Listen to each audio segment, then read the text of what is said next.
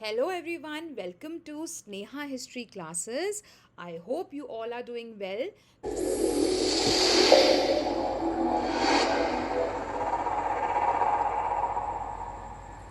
मेरा नाम है डॉक्टर स्नेहा और आज इस वीडियो में हम बात करने वाले हैं अबाउट दी पंगत और लंगर सिस्टम ऑफ गुरु नानक देव जी। तो इससे पहले जो वीडियो मैंने अपलोड करी थी वो थी संगत सिस्टम के बारे में। तो अगर आपको ये टॉपिक को और अच्छे से समझना है तो मेरी सलाह ये होगी कि आप इससे पहले संगत वाली वीडियो देख लीजिए, जिससे आपको और आसानी होगी इस वाले टॉपिक को समझने में। अगर आपको स्टडी मटेरियल चाहिए तो आपको उसका PDF मेरे टेलीग्राम चैनल पे मिल जाएगा और उसका लिंक आपको डिस्क्रिप्शन बॉक्स में मिल जाएगा।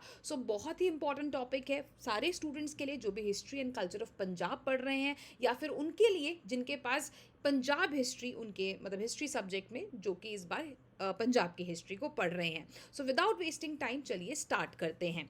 पहली वीडियो में हमने संगत की बात करी थी, बट वीडियो को शुरू करने से पहले मेरा आप लोगों से एक सवाल है। तो the question is the travels of Guru Nanak Dev ji are called. तो आपको मालूम है गुरु नानक देव जी ने 35 ईयर्स तक इंडिया में इवन आउटसाइड इंडिया ट्रैवल किया था। उन ट्रैवल्स को किस नाम से जाना जाता है? यहाँ पे आपको 4 ऑप्शंस मिल जाएंगे, नाम्स, हुकम्स, ये देखिए, नाम्स, हुकम्स, उदासीज और बानीस। तो जो भी आपका करेक्ट आंसर है वो आप वीडियो के कमेंट सेक्शन में लिख दीजिए, बाकी इसका आंसर आपको वीडियो के एंड में मिल जाएगा। तो चलिए शुरू करते हैं अबाउट द पंगत सिस्टम।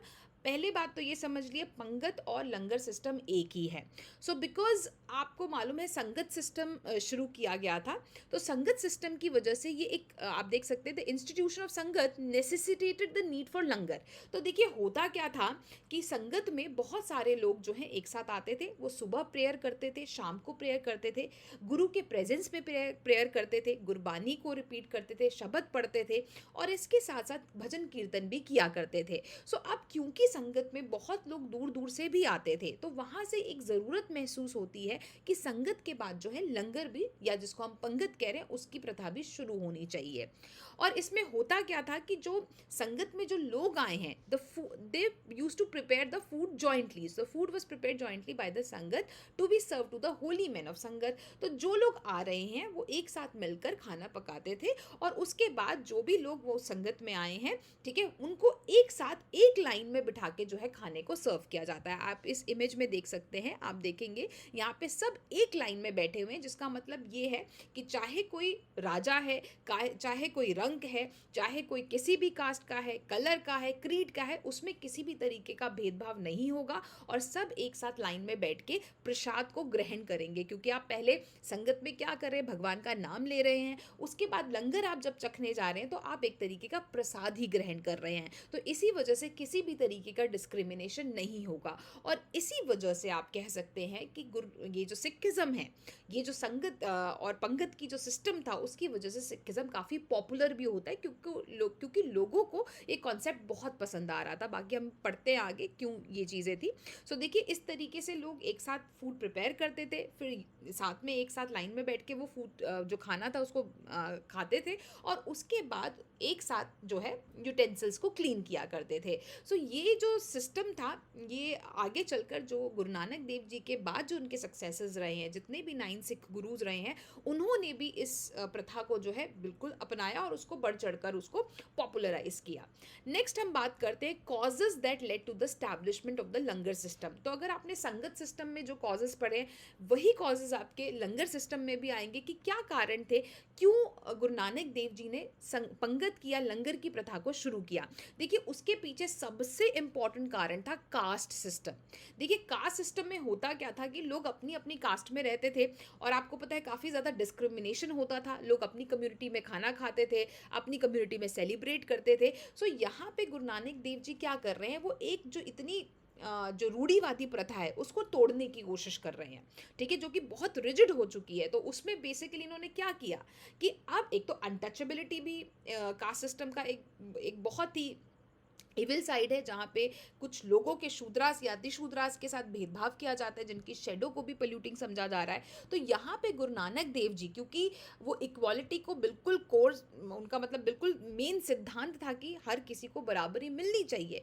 तो लंगर के थ्रू वो कहीं ना कहीं एक बराबरी दिखा रहे हैं कि चाहे कोई इंसान किसी भी कास्ट का हो, ठीक है, वो एक साथ आके बैठेंगे और एक साथ खाना बनाएंगे और एक साथ खाना खाएंगे। तो इस तरीके से क्या हो रहा है कि गुरु नानक देव जी कहीं ना कहीं जो कास्ट सिस्टम का ये जो ये कास्ट सिस्टम में जो नेगेटिव एलिमेंट्स हैं, ठीक है, या ये जो कास्ट सिस्टम जो डिस्क्रिमिनेशन को प्रमोट कर रहा है उसको डायरेक्टली अटैक कर रहे हैं, ठीक है, जिसकी वजह से कहीं ना कहीं आप देखेंगे सोसाइटी में जो ये वीक हो जाता है caste system because of the langar system, ठीक है। और इसके साथ खैर एक तो कास्ट सिस्टम है, इसके अलावा आप देखेंगे जो लोग हैं वो काफ़ी परेशान है धर्म को लेकर, इग्नोरेंट है, सुपरस्टिशन काफ़ी आ गया, ब्लाइंड फेथ आ गया है। तो लोगों को समझ में नहीं आ रहा क्या करना चाहिए क्या नहीं करना चाहिए, क्योंकि कम्युनिटी वाइज पूरा जो कंट्री है वो डिवाइडेड है, अपनी अपनी कम्युनिटी में रह रहे हैं, अपने अपने लोगों के साथ रह रहे हैं। तो इस चीज़ों को ख़त्म करने के लिए, ठीक है, लोगों को एक क्लैरिटी देने के लिए कि जो धर्म है वो बड़ा ही सिंपल है, और आप अगर उसको सिंपल तरीके से उसको फॉलो करेंगे तो आप बिल्कुल यू कैन, क्योंकि because the ultimate of aim of any religion और ultimate aim of human life is to attain salvation. तो अगर आप किसी भी अगर कहीं पे भी बैठ के आप परमात्मा का नाम ले रहे हैं तो आप उनको प्राप्त कर सकते हैं, जो कि भक्ति का एक इंपॉर्टेंट सिद्धांत है। और क्योंकि गुरु नानक देव जी भक्ता जी थे तो इसी वजह से उसी चीज़ को ये भी प्रीच कर रहे हैं। और बट ये है संगत और पंगत के थ्रू वो इस चीज़ को बहुत ज़्यादा स्ट्रॉन्ग बना देते हैं, ठीक है। सो ये कुछ कारण थे जिसकी वजह से गुरु नानक देव जी ने लंगर सिस्टम शुरू किया। नेक्स्ट हम देखते हैं फाउंडेशन ऑफ द पंगत और लंगर एट करतारपुर। तो देखिए संगत में भी हमने ये सेम चीज़ पढ़ी थी कि सबसे पहले एज अ हाउस होल्डर की तरह जब वो गुरु नानक देव जी ने जीवन व्यतीत करने का तय किया तो वो सबसे पहले करतारपुर में ही आए थे। सो करतारपुर में अपने परिवार के साथ वो यहाँ पे रहे और उन्होंने संगत शुरू करी, और संगत के बाद ही पंगत या लंगर सिस्टम भी वहाँ पे इस्टेब्लिश किया। सो जिसमें होता क्या था कि किसी भी तरीके का रेशियल डिस्क्रिमिनेशन नहीं होता था, और सब जो भी संगत में लोग आते थे वो पूरे डिवोशन के साथ, ठीक है, खाने को बनाते थे और डिवोशन के साथ ही सर्व करते थे और एक साथ बैठ के खाने को ग्रहण करते थे। और गुरु नानक देव जी जो थे ही himself after the prayers used to eat food while sitting in whole sangat. तो ऐसा नहीं है कि गुरु को अलग से खाना दिया जाएगा, गुरु नानक देव जी लोगों के साथ ही वहीं पे नीचे बैठ के वो भी खाने को ग्रहण करते थे। और उसके बाद जो है खाना खाने के बाद सारे सिख एक साथ जो है अपने यूटेंसिल्स को क्लीन करने जाते थे। सो बेसिकली इससे हो क्या रहा है, इससे वननेस की फीलिंग आ रही है, यूनिटी की फीलिंग आ रही है, ब्रदरहुड की फीलिंग आ रही है, तो लोगों में एकता जो है वो डेवलप हो रही है। और इसी वजह से एज आई ऑलरेडी मेंशन कि आगे के जितने भी गुरु थे उन्होंने भी इस चीज़ को एनकरेज किया और लंगर सिस्टम को और ज़्यादा डेवलप किया। और आपको पता है आज की डेट में भी ये एक इंटेग्रल पार्ट है, जो पंजाब के लोग हैं उनके सिस्टम का, उनके कल्चर का, उनके रिलीजन का, it is an integral part. आपको आज भी लंगर हर गुरुद्वारे में आपको देखने को मिलेगा। चलिए, सो इसके बाद हम बात करते हैं, सो ये था लंगर सिस्टम। अब हम सिग्निफिकेंस की बात कर लेते हैं कि इससे अच्छी चीज़ें क्या हुई सोसाइटी में, ठीक है। So what is the importance of the langar institution और significance of the langar institution. तो सबसे पहली चीज़ आती है fostered feeling of oneness, brotherhood and unity among the Sikhs. So as I mention कि जब लोग एक साथ खाना पकाते हैं, जब एक साथ खाना खाते हैं एंड उसके बाद जब यूटेंसिल्स क्लीन करते हैं, तो उससे क्या है कि आपको एकता वाली फीलिंग आती है कि मतलब जो आपके साथ बैठा हुआ इंसान है, जो खाना बना रहा है, खा रहा है या बर्तन धो रहा है, वो आप ही का भाई है। मतलब एक यूनिटी की फीलिंग आती है, वो आपसे अलग नहीं है, वो आपके जैसा ही है। सो कहीं ना कहीं इस इंस्टीट्यूशन से लोगों में एकता की भावना काफ़ी ज़्यादा बढ़ती है। और इसके बाद it gave a great blow to the caste system. तो ये भी मैंने आपको बताया था, तो कहीं ना कहीं डायरेक्टली अटैक करता है, क्योंकि कास्ट सिस्टम में क्या है, कास्ट सिस्टम कास्ट में डिवाइडेड है और वो जो कास्ट है वो एक दूसरे के साथ मिलना नहीं चाह रही हैं, और ऊपर से इसका सबसे नेगेटिव एस्पेक्ट है अनटचेबिलिटी। तो कहीं ना कहीं कास्ट सिस्टम को ब्रेक किया जा रहा है और यहाँ पे लोगों को एक साथ लाया जा रहा है, ठीक है। जिसमें देखिए खाना खाना एक बहुत बड़ी बात होती थी, ठीक है, चाहे कोई अपर कास्ट ही क्यों ना हो, ठीक है, चाहे वो ब्राह्मण है, क्षत्रिय, वैश्य है, वो भी एक साथ बैठ के खाना नहीं खाते थे। इवन कास्ट के अंदर भी बहुत सारी सब कास्ट है, तो कास्ट सिस्टम काफ़ी कॉम्प्लिकेटेड और काफ़ी कॉम्प्लेक्स सब्जेक्ट है जिसको समझना बड़ा ही मुश्किल है। तो खैर मैंने तो बहुत रिसर्च करी है इसमें, पर उसके बावजूद भी मैं आपको बताती हूँ it is not that easy, because caste बहुत कॉम्प्लेक्सिटी है। सो इसी वजह से ये कहना कि ओरिजिनली आप क्या हो क्या नहीं हो, ये बहुत मुश्किल मुश्किल चीज़ है। तो यहाँ पे होता क्या था कि, और कास्ट सिस्टम क्या करती है, वो लोगों में कहीं ना कहीं वो क्या बोलते हैं, अलगाववाद लेकर आती है, लोगों को अलग करता है। क्यों? क्योंकि लोग अपनी ही कास्ट में शादी करेंगे, अपनी ही कास्ट में सेलिब्रेट करेंगे, तो जिससे क्या हो रहा है, तो लोग एक साथ होने की बजाय दूर हो रहे हैं, और जिसमें खाना एक बहुत इंपॉर्टेंट फैक्टर है। ठीक है, सो इस वजह से आप देखेंगे, देखिए समझिए इसको, कैसे समझिए कि देखिए कास्ट सिस्टम में क्या है कि अगर आप किसी के पास जा रहे हैं, ठीक है, सो वो मेक श्योर करेगा कि स्पेशली अगर हम अनटचेबिलिटी की बात करें तो उसमें तो देखिए खाना ही नहीं सर्व किया जाएगा, या अगर सर्व किया जा रहा है तो उसको अलग बर्तन में दिया जा रहा है। तो खाना एक बहुत इंपॉर्टेंट फैक्टर है। ठीक है, तो इस वजह से जब गुरु नानक देव जी लंगर इंट्रोड्यूस कर रहे हैं तो उसमें क्या कर रहे हैं, अब उसमें ये भी होता है कि अगर ब्राह्मण है तो ब्राह्मण का खाना ब्राह्मण ही पकाएगा, और उसमें भी जो उच्च कोटि का ब्राह्मण है। सो देर आर मेनी फैक्टर्स, और यहाँ पे क्या हो रहा है, यहाँ पे चाहे कोई भी इंसान किसी भी कास्ट का है, सब एक साथ मिलकर खाना पका रहे हैं। तो अब तो उसमें फिर क्या हो गया, कास्ट ब्रेक हो रहा है, क्योंकि खाना कौन पका रहा है, फिर सारे एक साथ बैठ के खा रहे हैं, फिर वो यूटेंसिल्स को भी क्लीन कर रहे हैं। So it is directly attacking the caste system. So मेरा यही मानना है कि लंगर सिस्टम, मैं कहती हूँ one of the best thing जो कि गुरु नानक देव जी ने किया था, और जो अभी भी समाज में चल रहा है, जिसने इस कास्ट सिस्टम को बहुत ज़्यादा कमज़ोर किया। नेक्स्ट आता है the langar system inculcated the spirit of social service. देखिए, अब आपको मालूम है, जब आप कभी भी गुरुद्वारे जाएंगे तो वहाँ से आप जो है बिना खाना खाए तो नहीं आते हैं। सो अगर कोई गरीब आदमी भी है, ठीक है, देखिए सुनने में ये बात कड़वी लगेगी, बट ये फैक्ट है कि अगर मंदिरों में तो खैर अनटचेबल्स की एंट्री भी अलाउड नहीं थी। सो अगर कोई बेचारा गरीब इंसान, भूखा इंसान आ रहा है तो उसको अंदर ही नहीं घुसने दिया जा रहा है।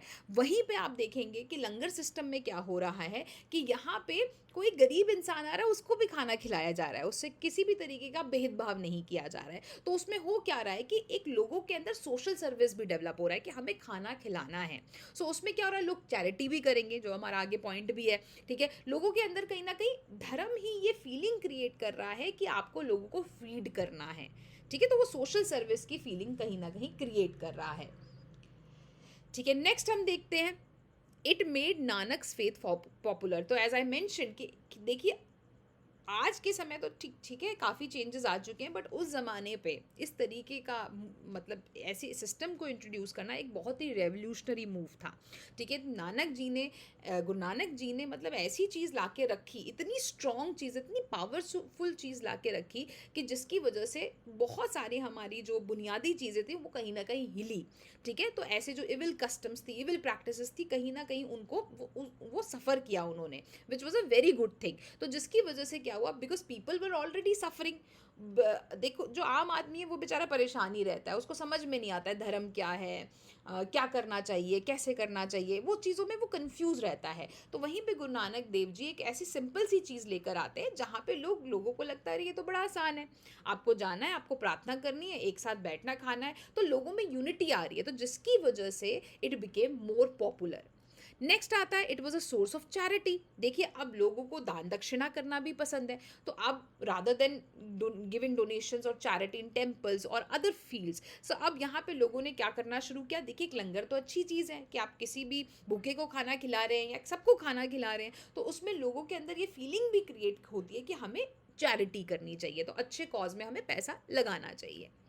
नेक्स्ट आता है place of refuge and help. तो मैंने जैसा पहले बताया था, एक भूखा इंसान है और एक ऐसा इंसान है जिसको मदद की ज़रूरत है, जिसको बेसिकली छत चाहिए या उसको खाने के लिए चीज़ चाहिए। ठीक है, तो उसके लिए ये क्या कर रहा है, तो ऐसे लोगों को भी मदद कर रहा है। ठीक है, गुरुद्वाराज भी जो है वो हेल्प कर रहे हैं, क्योंकि वो उन लोगों को रहने की जगह भी देते हैं और इसके साथ उनको खाना भी दिया जाता है। तो कहीं ना कहीं ऐसे लोगों की मदद, जो पुअर हैं, जो नीडी हैं, उनको भी जगह मिल रही है। एंड लास्ट में आप देखेंगे, it propagation and development of Sikhism. So all these factors, the संगत एंड लंगर सिस्टम में जो भी चीज़ें हैं, उससे बेसिकली हो क्या रहा है, इससे अल्टीमेटली हो यही रहा है कि सिखिज्म बहुत ज़्यादा पॉपुलर हो रहा है, इट इज़ ग्रोइंग। ठीक है, इसको बहुत ज़्यादा प्रोपगेट किया जा रहा है और और आगे के जितने गुरु हैं गुरु नानक देव जी के बाद भी, वो भी इस इंस्टीट्यूशन को बहुत ज़्यादा प्रोपोगेट करते हैं, ठीक है, और स्प्रेड करते हैं, और लोगों में उस चीज़ की एक्सेप्टेंस भी है, और तभी आप देखेंगे कि ये जो सिस्टम है ये अभी तक सर्वाइव कर रहा है, और मुझे 100% यकीन है कि बहुत सालों तक ये चलता रहेगा, बिकॉज